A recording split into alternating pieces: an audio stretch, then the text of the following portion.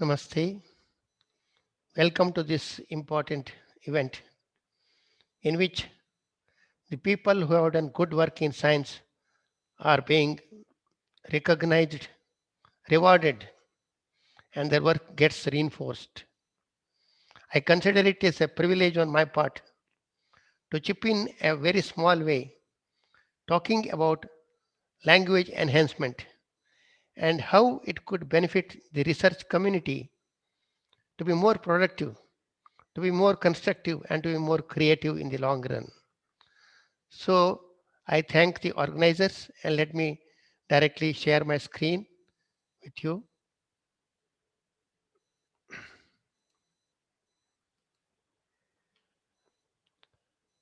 I suppose my screen is visible. Let me come to the slideshow mode.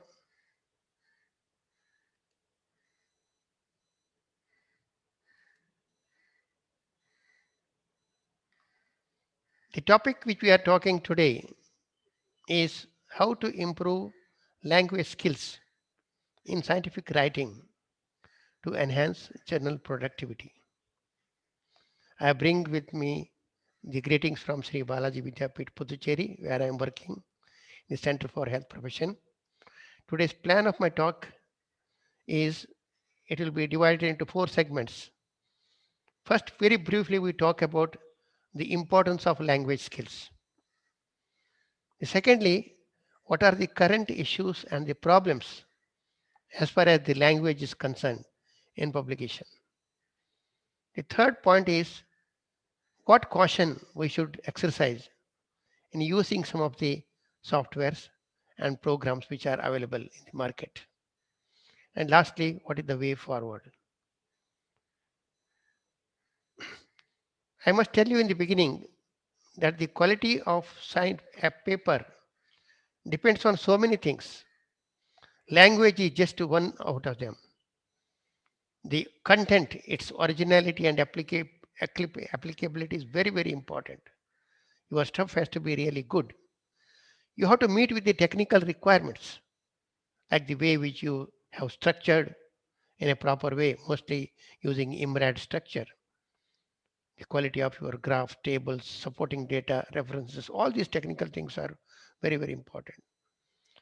Then the ethical guidelines are more important because whether the study has been conducted in an ethical manner and whether there is also an attempt to be ethically correct as far as the publication part is concerned.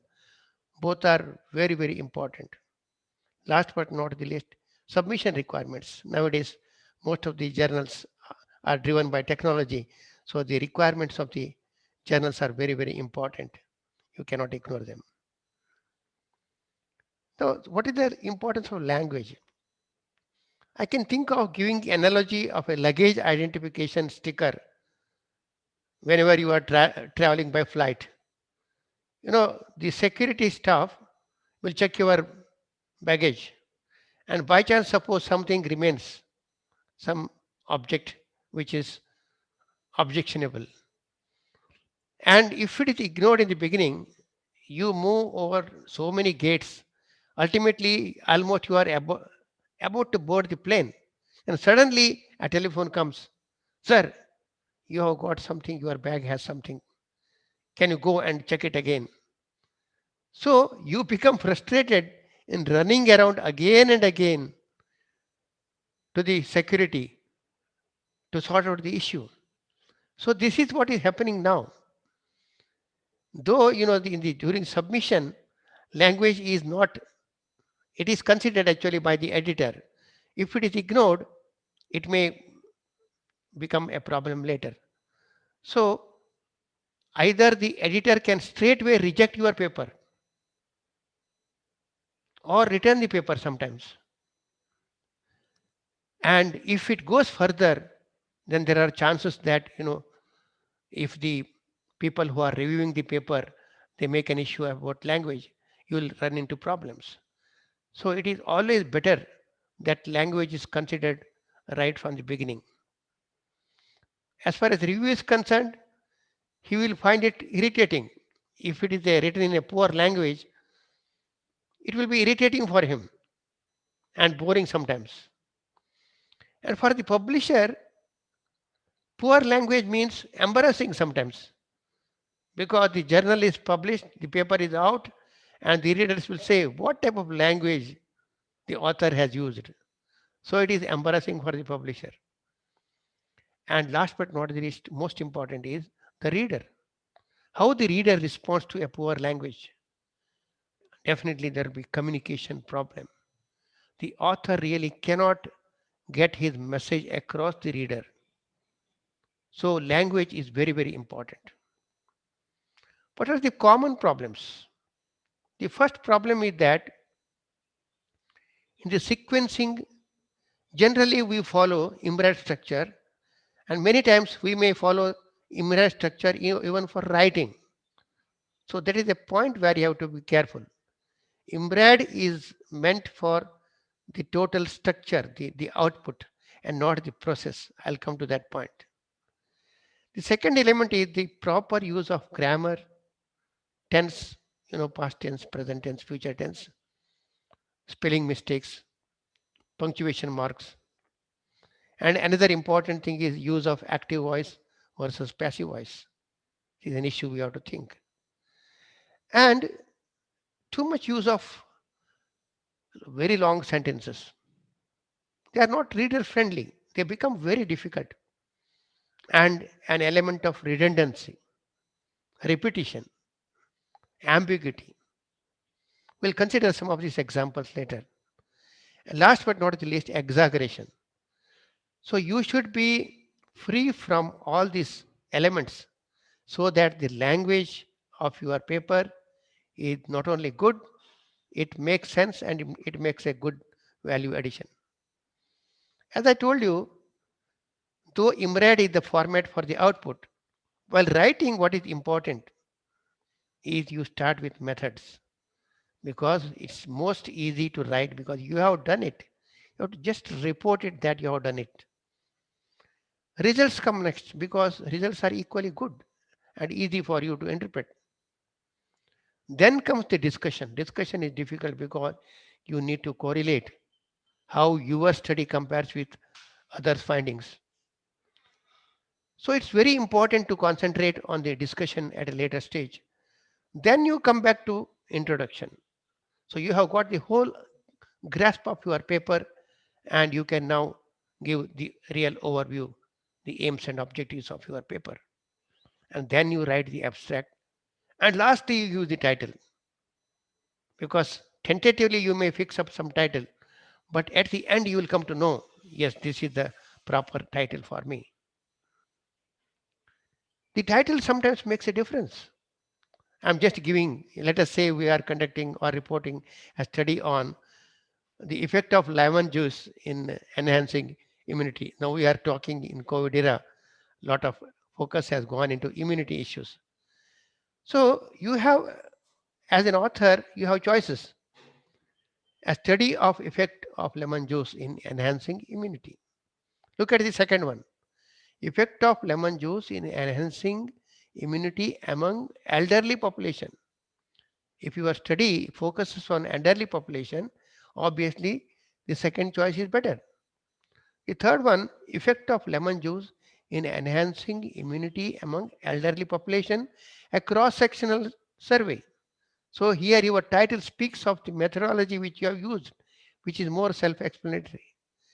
But you need to make a bargain because you can't make the title very, very long also. So draw a good balance between what is what you must convey to the reader and what is acceptable and reader friendly. The next one is the grammar and the use of tenses. What I suggest is, in view of the time constraint, you can pause this video and try to read out the whole example which you have given.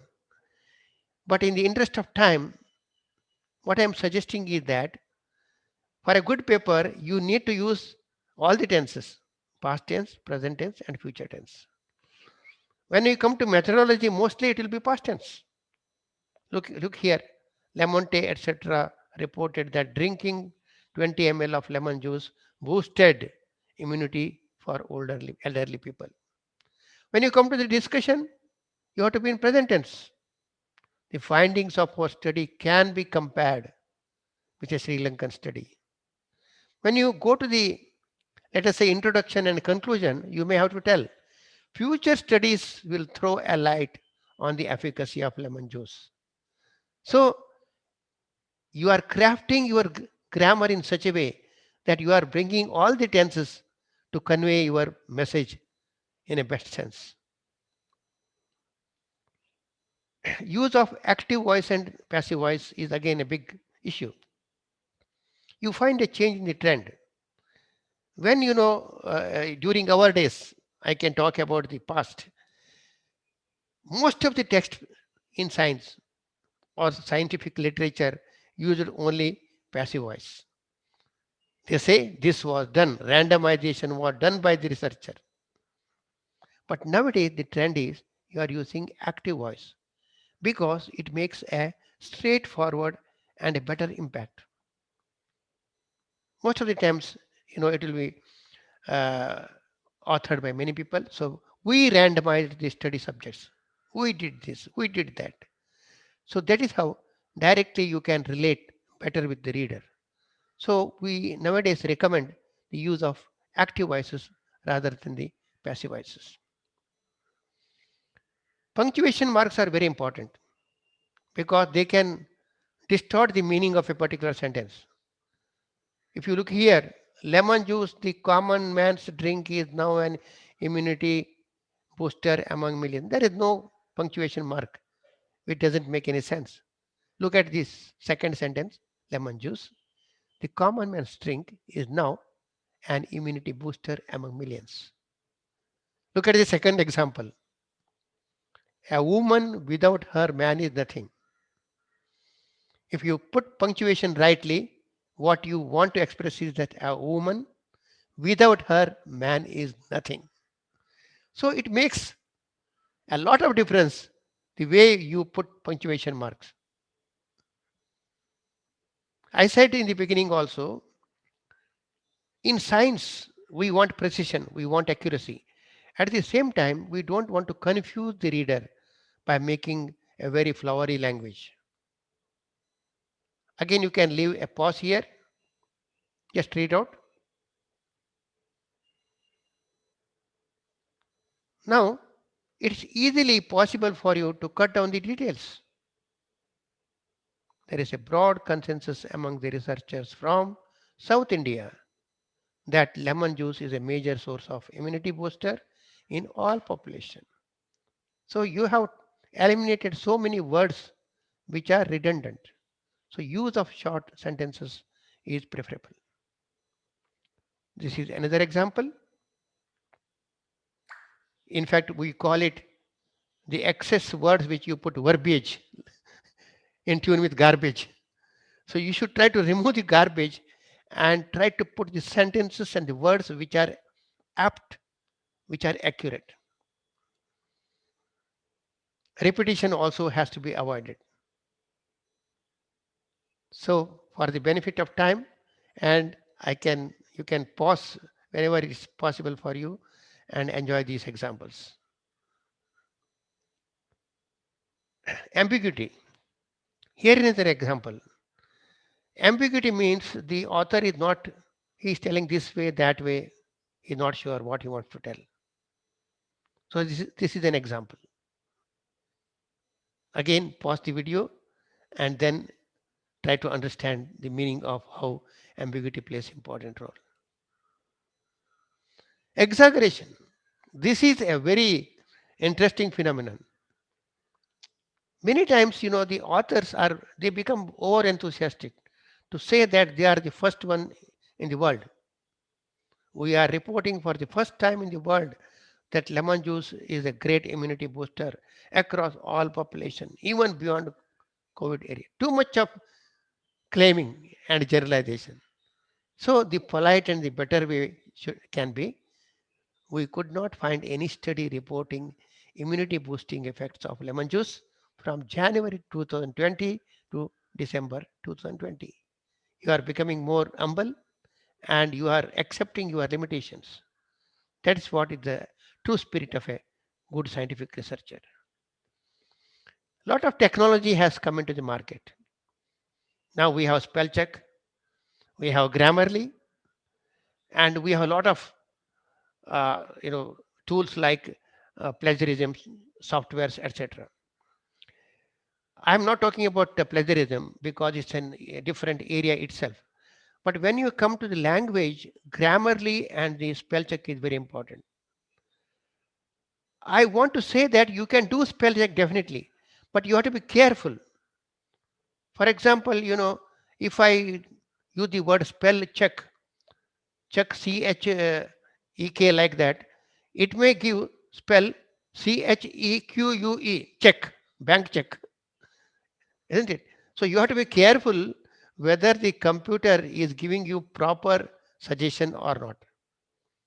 The word software, for example, you make SOFT, suppose you make WERE. It may correct it as SOFT, WHERE, software. So you will be totally misled if you believe the computer. So be careful in using the what you call spell check. And again, the same thing holds good for grammar. In grammar, we say that the Grammarly softwares are available. They can help you to some extent. But my personal experience is that the grammar is little contextual also. You have, UK English versus American English. So we are caught in the dilemma which one to use. The trend nowadays is I think most of the people are switching over to the US based softwares wherein the American English is in focus as against the language which we learned from the Britishers, that is the Cambridge and the Oxford style. So I don't want to go into the nitty gritty of it because it's an area by itself. If I have to put into a nutshell what should be done, you have to be careful because artificial intelligence is coming up, data analytics are coming up, our systems are becoming more intelligent, but to the extent that what intelligence you have put into it. So again, the human intelligence is very, very important and we should respect it. So I end up in the form of a few tips. The tips for the authors, how you have to, what you have to do, think in English. Because many times, we Indians have the habit of bringing our mother tongue and then translate into English. This creates problem. What is important is you should think in English itself. So that is the first rule.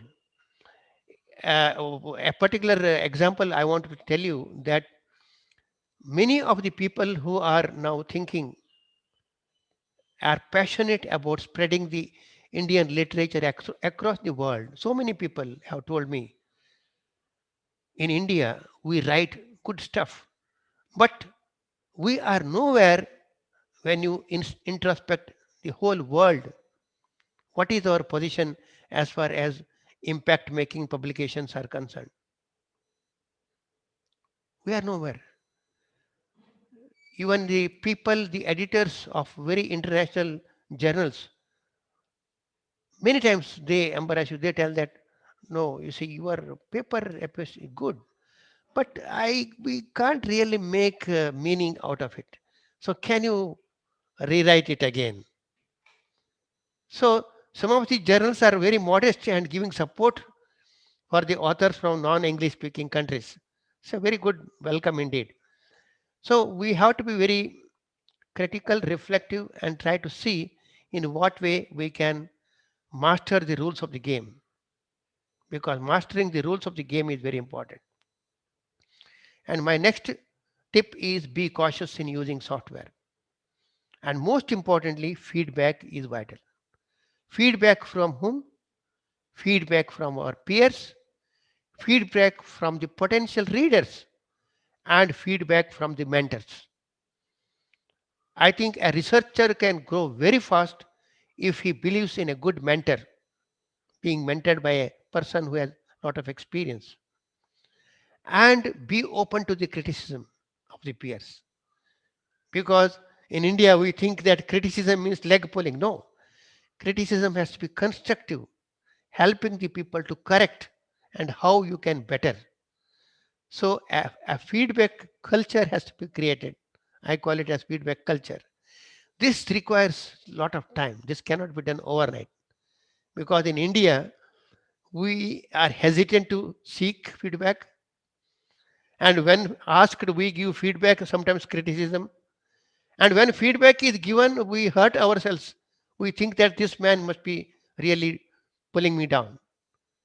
I say that keep all feedback, respect all feedback, keep feedback in your pocket, reflect over it, and use it selectively. And if you develop this spirit, definitely one is going to grow as a very eminent researcher. And tips for the organizations and mentors. Very unfortunately or unfortunately, we have moved into the system of MCQ culture. You call it entrance examination, you call it exit examination. Everywhere MCQs are ruling the roost.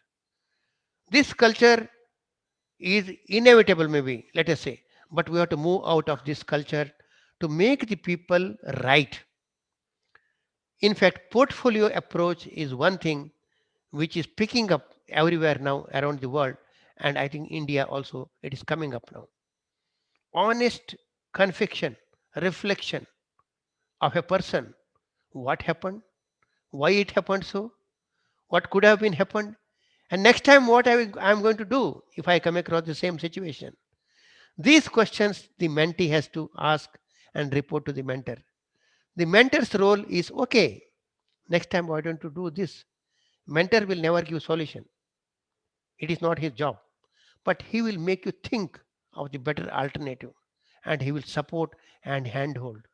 And ultimately, when you become competent, he has to, what we call scaffolding. You trust him and trust him, and you become isolated from the leadership. So that is a phase for the leaders to work to create a new culture in which we develop others. Faculty development, I can't emphasize more about faculty development.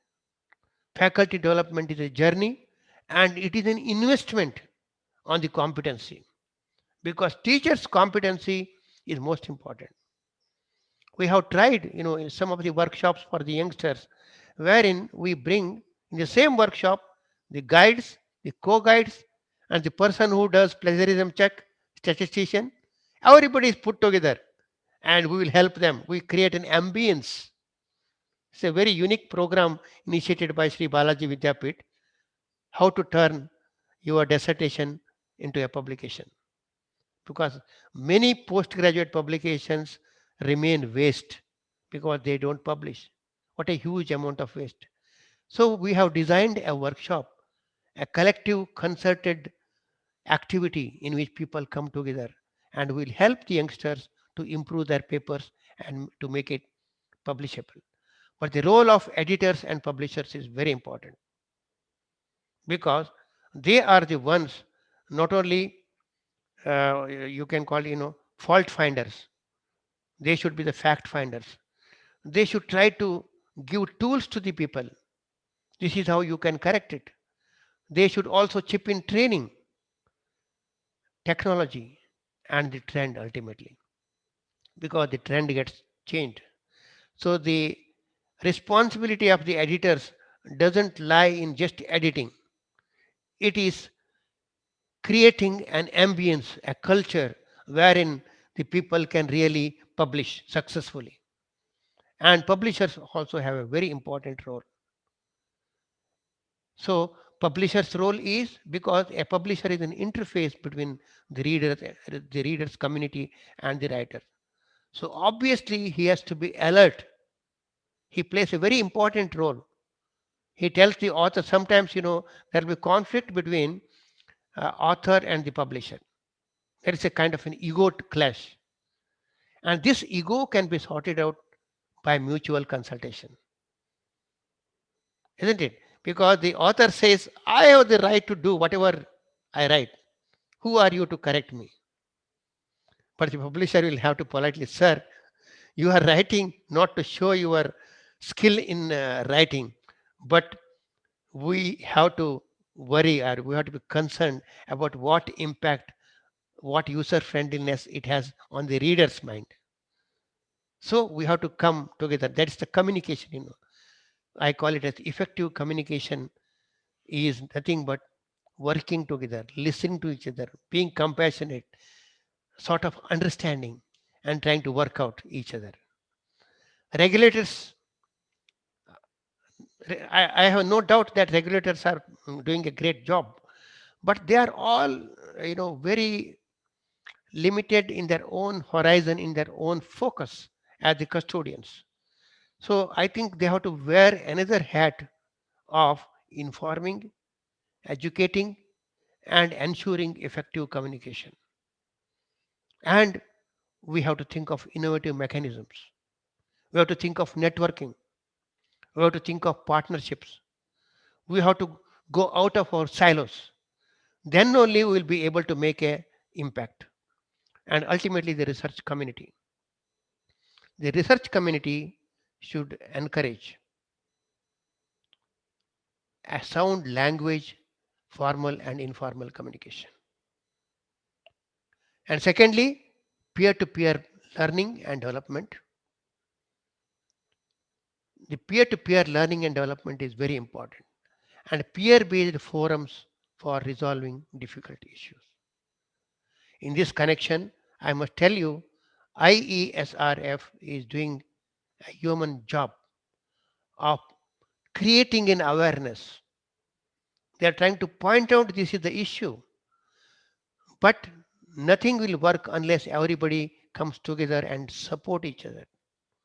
So it's a great cause, and a journey of 1,000 miles begins with a single step. It takes time. It cannot happen one day. So I stop my presentation here, and I once again thank the organizers for giving me this opportunity, because this is an important agenda for the growth of science and publication in India, which we have to do it very fast on fast track. We talk about Atmanirbhar Bharat. We talk about Make in India, made for the world. So why not we take up this principle in relating to our science, our writing? So I wish you all the best, and I thank once again the organizers, and I end here. I'll be very happy to answer the queries by whatever means. Nowadays technology is available. We are accessible. We are affordable also. So please do not hesitate to contact me in case if you have any query. Thank you very much. Thank you again.